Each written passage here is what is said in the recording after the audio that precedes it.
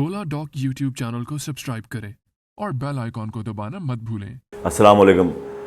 मेरा नाम डॉक्टर हमाद रज़ा है और मैं ईएनटी और हेड एंड नेक स्पेशलिस्ट हूँ और थायराइड सर्जन हूँ। आज का जो टॉपिक है वो बड़ा छोटा सा है और कॉमन सा है, that is foreign body nose.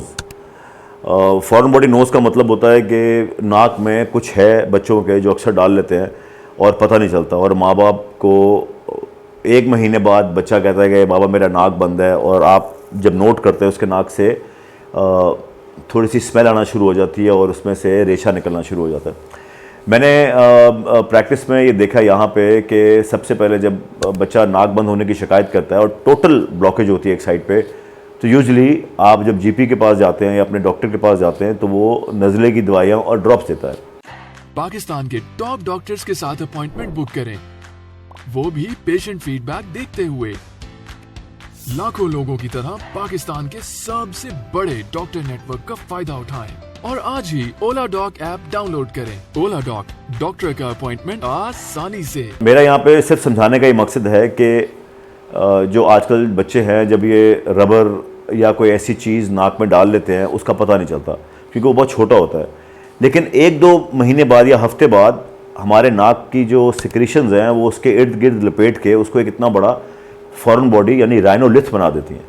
राइनोलिथ का मतलब होता है calcium stones because of the foreign body in the nose, वो नाक के अंदर ब्लॉक कर देता है और इसको ट्रीट करना बहुत ज़रूरी है क्योंकि ये वरना हड्डी को सारा ख़राब कर देगा।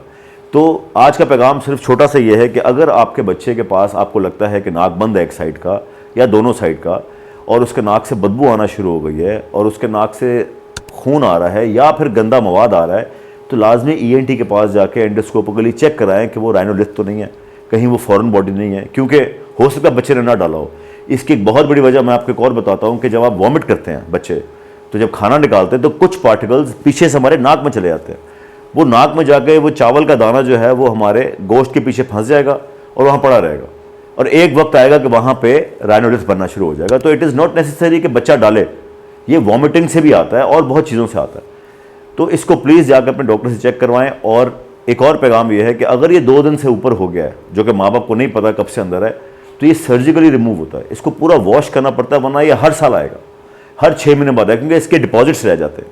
तो इसलिए अगर बच्चे का नाक बंद है, बदबू आ रही है, फ्लूइड आ रहा है, तो प्लीज़ जाकर अपनी ईएनटी से चेक कराएं। There might be a foreign body in the nose, जो कि एक अलग ही कंडीशन है। नाक बंद होने बीमारी से कोई ताल्लुक नहीं इसका, एलर्जी से और नज़ले से। शुक्रिया।